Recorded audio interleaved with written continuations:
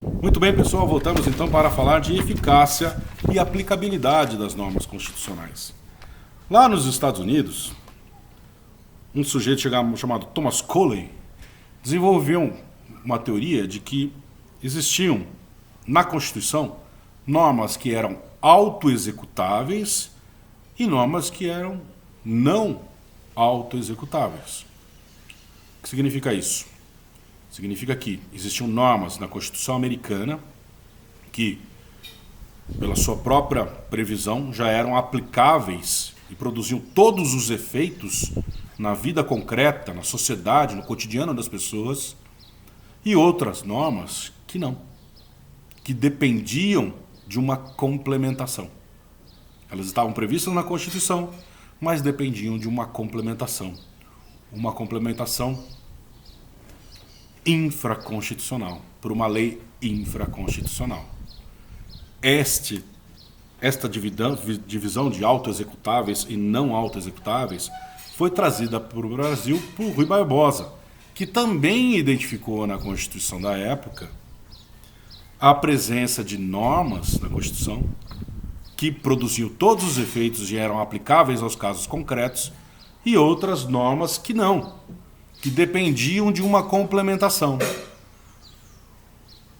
que eram normas não autoexecutáveis. Muito bem? Bom, a partir desse entendimento, se desenvolveram muitas teorias de divisões e classificações das normas constitucionais.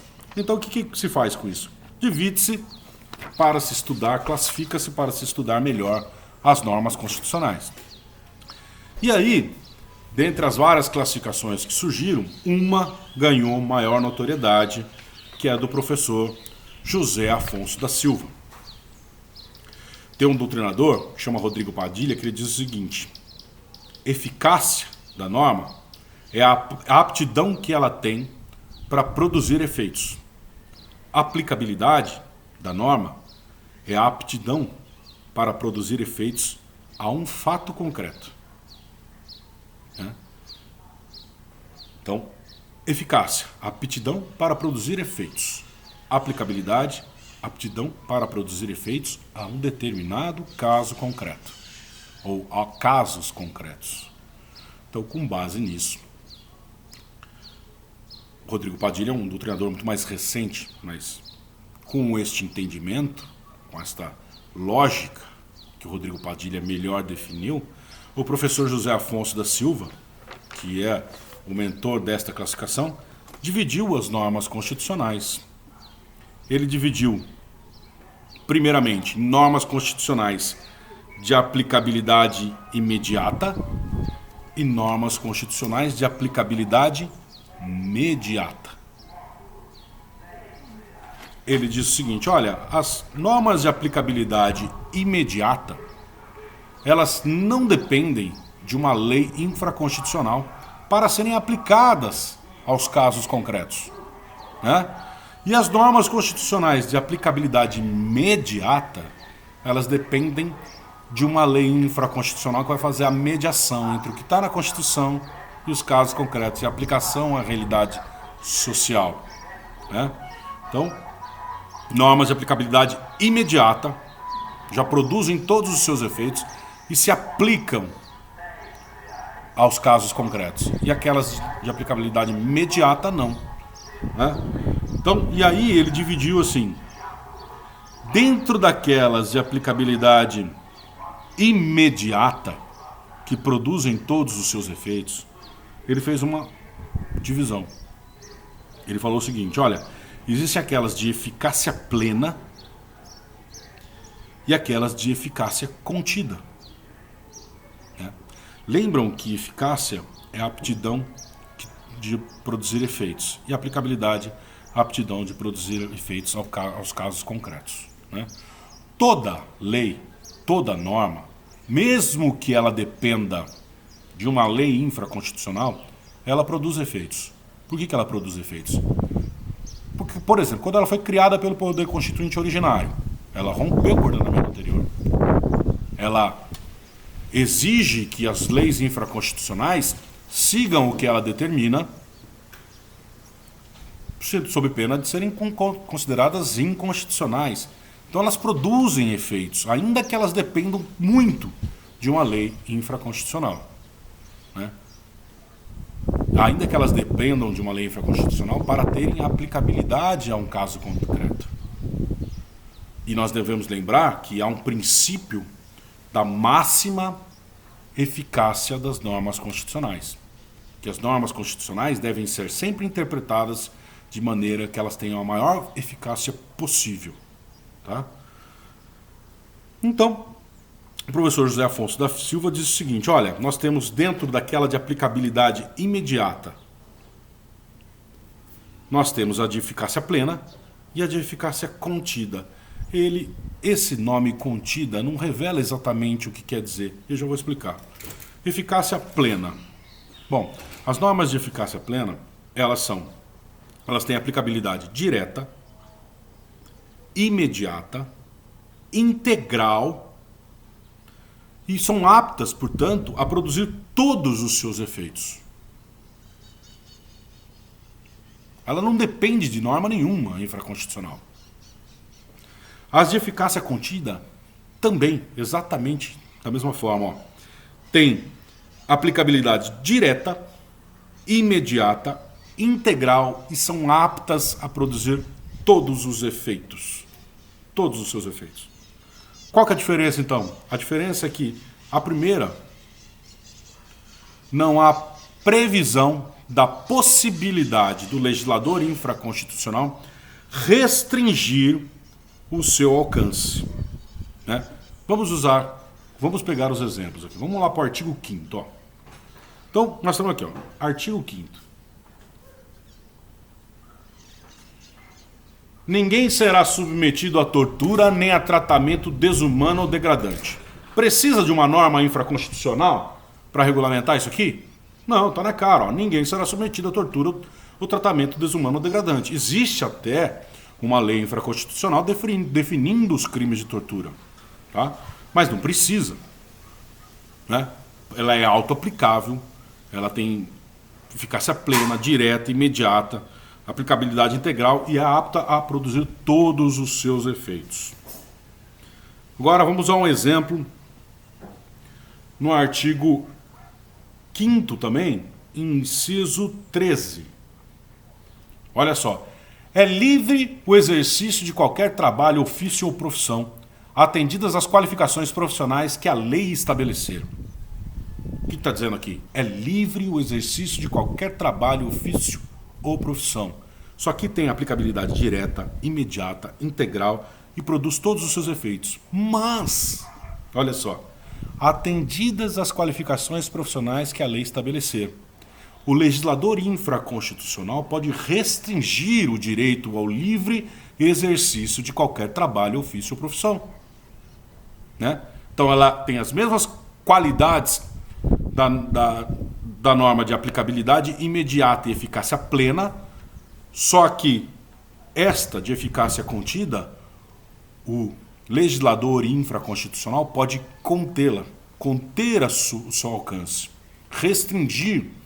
Por isso que o Michel Temer chama elas de, usando a mesma classificação do José Afonso, mas muda a denominação. Ele chama elas de eficácia redutível ou restringível, o que retrata melhor o que elas são de fato, né? Porque elas produzem todos os efeitos, a partir do momento da sua edição, podem ser aplicadas a todos os casos, mas o legislador infraconstitucional pode fazer o quê? Reduzir, restringir o seu alcance, né? Por isso que a nomenclatura dada pelo Michel Temer, nesse caso, é mais feliz do que a nomenclatura dada pelo professor José Afonso da Silva, que não tem menos mérito por isso, porque foi ele que desenvolveu essa classificação, tá? Então nós vimos que as normas constitucionais de aplicabilidade imediata, elas são subdivididas em eficácia plena e eficácia contida, ou, como chama o Michel Temer, restringível, eficácia restringível ou redutível. Muito bem? Bom, além destas normas, o professor José Afonso da Silva diz o seguinte: olha, mas nós temos que lembrar que tem aquelas que, como o Rui Barbosa disse, são não auto-executáveis. Ou seja, elas dependem de uma lei infraconstitucional para produzirem os seus efeitos, produzirem todos os seus efeitos, né? Então, olha só. Essas são as normas constitucionais de aplicabilidade imediata, porque para serem aplicadas elas precisam de uma mediação feita pelo legislador infraconstitucional e, portanto, por isso elas têm eficácia limitada. Elas produzem efeitos, mas têm eficácia limitada. Toda norma produz efeitos, mas, nesse caso, a eficácia é limitada porque depende do legislador infraconstitucional criando uma lei para ampliar esta ou permitir esta aplicação. Muito bem? Então vamos dar um exemplo. Artigo 5º, inciso 32 da Constituição. O Estado promoverá, na forma da lei, a defesa do consumidor. Veja só. O que está escrito aqui? O que está escrito aqui? Que o Estado promoverá, na forma da lei, a defesa do consumidor. Ora, há um reconhecimento de que é necessária a defesa do consumidor, né? Isso tem vários outros artigos, está especificado dessa forma. Mas enquanto o Estado não criar a lei, a defesa do consumidor fica sem aplicabilidade. Ou fica com aplicabilidade muito pequena e uma eficácia limitada. Por quê? Eu posso... Por que a eficácia é limitada? Porque aqui está previsto que o Estado promoverá a defesa do consumidor. Então não pode o Estado promover o enfraquecimento do consumidor, desde que esse dispositivo, desde a promulgação da Constituição Federal, né? Porque esse é um dispositivo criado pelo Poder Constituinte originário. Então, desde a promulgação da Constituição Federal, o Estado não pode promover o enfraquecimento do consumidor. Então, ela já produz efeitos. Percebem? Né? Só que, para que produza todos os efeitos e para que tenha aplicabilidade aos casos concretos, precisa do quê? Precisa da lei que o Estado tem que criar. E ele criou, é o Código de Defesa do Consumidor. Tá? Então nós temos aqui uma norma de aplicabilidade imediata, depende da mediação do legislador infraconstitucional. Mediação qual? A criação da Lei de Defesa do Consumidor, o CDC. E eficácia limitada, porque enquanto não criar o CDC, enquanto não criar o Código de Defesa do Consumidor, a defesa do consumidor fica prejudicada. Muito bem? E aí, dentro desta normas constitucionais de aplicabilidade imediata e eficácia limitada, o professor José Afonso da Silva subdivide. Ele diz o seguinte, olha, dentro dessas existem aquelas declaratórias de princípio institutivo, que se dedicam à estruturação das instituições, aos órgãos e entidades, como, por exemplo, o artigo 22, parágrafo único, que fala da organização do Estado, né? Vamos dar uma olhadinha lá.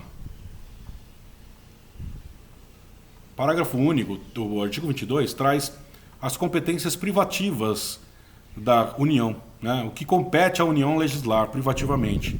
Então, isso aqui, por exemplo, legislar sobre direito civil, comercial, penal, processual, eleitoral, agrário, marítimo, aeronáutico, espacial e do trabalho. A quem compete legislar? A União. Pode o município legislar sobre isso? Não. Pode o Estado legislar sobre isso? Não. Salvo se... E aí nós vamos lá para o parágrafo único. Lei complementar poderá autorizar os Estados a legislar sobre as questões específicas das matérias relacionadas neste artigo. Vejam só. Então, o que está dizendo esse parágrafo único? Ele está prevendo uma legislação complementar que pode organizar a competência dos entes, mas essa legislação não existe, né? Não existia e ainda não existe. Então, ela é uma norma de eficácia limitada, aplicabilidade imediata e eficácia limitada, de princípio institutivo ou organizativo, né? Por quê? Porque fala de organização das competências dos entes, tá? Além disso, elas podem ser normas constitucionais de aplicabilidade imediata e eficácia limitada, declaratória de princípios programáticos, de programas que devem ser alcançados por políticas do Estado. Exemplo clássico, o artigo 6º da Constituição. Diz o artigo 6º da Constituição: são direitos sociais a educação, a saúde, a alimentação, o trabalho, a moradia, o transporte, o lazer, a segurança, a previdência social, a proteção à maternidade, à infância, a assistência aos desamparados, na forma desta Constituição. Então, esses direitos sociais, que são direitos fundamentais de segunda dimensão, que a gente já estudou isso, né? Esses direitos sociais, para eles serem implementados, eles dependem de políticas previstas em legislação infraconstitucional, né? Então, são programas estabelecidos pela Constituição que precisam ser alcançados. Não basta a previsão na Constituição de que todos têm direito à educação para que magicamente a educação se faça, né? É preciso que legislações infraconstitucionais tragam uma política educacional, assim como é com relação à saúde, à alimentação, ao trabalho, à moradia, ao transporte, todos os direitos sociais previstos no artigo 6º. Muito bem? Bom, então assim nós terminamos esta divisão, essa classificação do professor José Afonso da Silva. Vamos lembrar então: normas de aplicabilidade imediata e eficácia plena, normas de aplicabilidade imediata e eficácia contida, que o Temer chama de restringível ou redutível, né?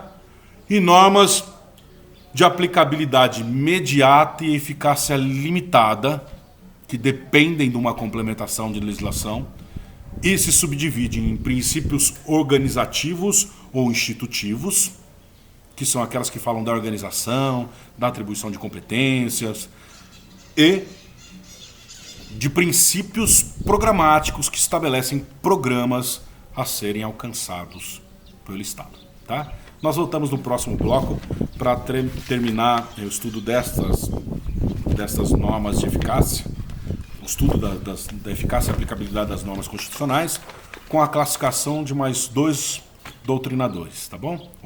Perdão, mais 2 classificações. Até já.